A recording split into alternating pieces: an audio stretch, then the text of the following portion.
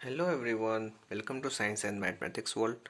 आई am Kaushalendra Khare और आज की इस वीडियो में हम देखेंगे इंडेक्स क्वेश्चंस को जो कि पेज नंबर 209 पे है। तो चलिए शुरू करते हैं।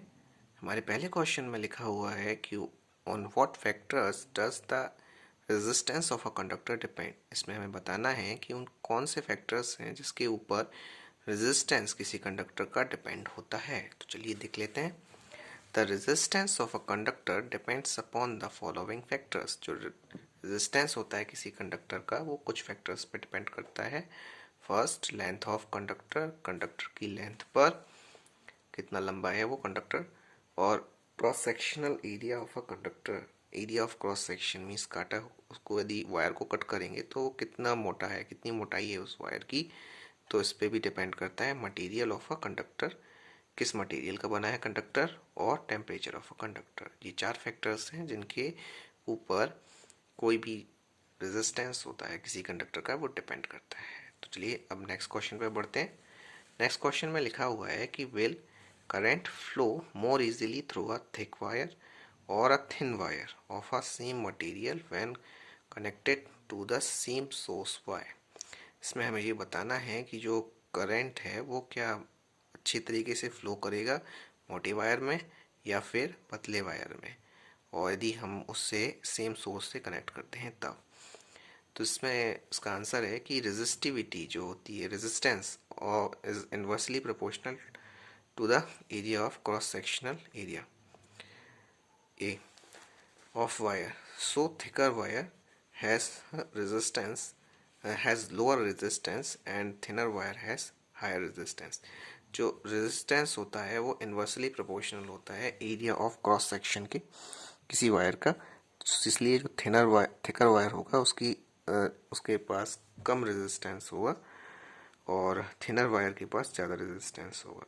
इसीलिए जो आपका करंट ज़्यादा अच्छे से फ्लो होगा किसमें, थिक वायर में, और थिनर वायर में कम अच्छे से होगा। और इसमें हम इस तरह से देख सकते हैं कि आर इज इक्वस टू होता है रो एल अपॉन ए। ये R is inversely proportional to 1/a होता है। तो इसीलिए इसके कारण जिसकी मोटाई ज़्यादा होगी उसमें से उसके कम रेजिस्ट करेगा करंट को, और इसको जो ये वो पतला वायर है इसीलिए ये ज़्यादा रेजिस्ट कर लेगा, तो इससे अच्छे से फ्लो नहीं हो पाएगा करंट, मोटे से अच्छे से होगा, मोटे वायर से। अब बढ़ते हैं थर्ड क्वेश्चन की तरफ। इसमें लिखा हुआ है कि let the resistance of an electrical component remains constant. और यदि हम रेजिस्टेंस किसी का इलेक्ट्रिकल कंपोनेंट को कांस्टेंट कर देते हैं और एंड पोटेंशियल डिफरेंस जो है across the two ends of a component decreases to half, उसको यदि पोटेंशियल डिफरेंस को हाफ कर दें तो उसकी फॉर्मल वैल्यू से, तो उसमें क्या चेंज होगा उसके करंट में, ये हमें बताना है। तो चलिए देख लेते हैं इसके आंसर को। इसका आंसर है कि according to the Ohm's law के अनुसार क्या होता है कि V इज इक्व टू होता है आई आर। आई करंट है, आर रेजिस्टेंस है और V है पोटेंशियल डिफरेंस। यदि रेजिस्टिविटी है तो वो कांस्टेंट रहे तो V जो हो जाएगा वो डायरेक्टली प्रोपोर्शनल टू आई, आई के डायरेक्टली प्रोपोर्शनल हो जाएगा क्योंकि ये तो कांस्टेंट है। और इसलिए क्या होगा कि जो पोटेंशियल डिफरेंस है यदि हम उसको आधा कर देते हैं उसकी ओरिजिनल वैल्यू से, अब करेंट वो पोटेंशियल डिफरेंस डायरेक्टली प्रोपोर्शनल है आई के, मतलब इसको बढ़ाएंगे तो ये बढ़ेगा, इसको घटाएंगे तो ये घटेगा। तो यदि इसको घटा देते हैं, आधा कर देते हैं, तो करंट भी हाफ हो जाएगा उसकी ओरिजिनल वैल्यू से। ये था हमारा आंसर। अब चलते हैं हम क्वेश्चन नंबर 4 की तरफ। इसमें लिखा हुआ है कि why the coil of electrical toaster and electrical ions made of Loy rather than the pure metal. तो वो कह रहे हैं कि जो आपके टोस्टर्स हो गए और आपके इलेक्ट्रिकल आयंस हो गए, प्रेस हो गया, इलेक्ट्रिकल प्रेस, उसके जो वो लॉय से क्यों बनाते हैं, वो प्योर मेटल से क्यों नहीं बनाते हैं। तो इसका आंसर है कि the resistivity of an alloy is higher than that of pure metal. जो रेजिस्टिविटी होती है किसी एलॉय की वो ज़्यादा हायर होती है उसके प्योर मेटल की तुलना में। इसीलिए, और ये भी कारण है कि it does not crore easily, वो ज़्यादा जल्दी से करोड नहीं होता, ख़राब नहीं होता जल्दी से, जंग नहीं लगती उसमें उतनी अच्छे से। तो moreover even at higher temperature, जब ज़्यादा टेम्परेचर होता है तो alloy do not melt easily, वो जल्दी से इजीली मेल्ट भी नहीं होते एलॉय। इसीलिए जो कॉयल्स होती हैं वो फीटिंग एप्लीकेंसेस के उनको एलॉय से बनाया जाता है, प्योर मेटल से नहीं बनाया जाता। ये आंसर। अब चलते हैं आखिरी क्वेश्चन की तरफ। ये हमारा 5वां क्वेश्चन है। इसमें लिखा हुआ है कि यूज़ द डाटा, जो कि डाटा यूज़ करना है जो कि आपके 12.2 टेबल में दिया हुआ है, और इसका कुछ आंसर्स देने हैं इन क्वेश्चंस के। पहला है कि which among iron and mercury is the best conductor.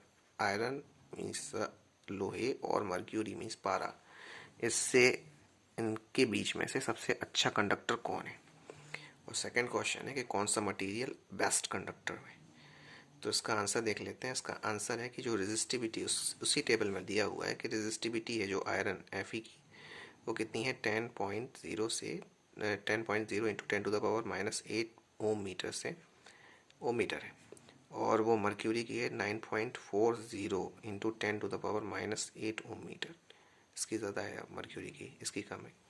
तो आयरन है बहुत अच्छा कंडक्टर होगा मर्क्यूरी की कंपैरिजन में। और पूरे में हम देख लेते हैं सिल्वर सबसे ऊपर है, तो और इसीलिए जो सिल्वर होगा वो इसकी सबसे लोएस्ट रेजिस्टिविटी है, बहुत ही कम रेजिस्टिविटी है इसकी, इसीलिए ये बेस्ट कंडक्टर होता है। तो ये थे हमारे क्वेश्चंस जो कि पेज नंबर 209 पे थे। तो आई होप आपको समझ में आ गए होंगे, और ऐसे ही और वीडियोस के लिए प्लीज़ हमारे चैनल को सब्सक्राइब कर लें और इसे लाइक ज़रूर कर दें, जिससे हमारा हौसला बढ़ जाए। और कमेंट करके हमें ज़रूर बताइएगा कि आपको ये वीडियो कैसा लगा और आप क्या देखना चाहते हैं। मिलते हैं अगले वीडियो में। गुड बाय, जय श्री राम।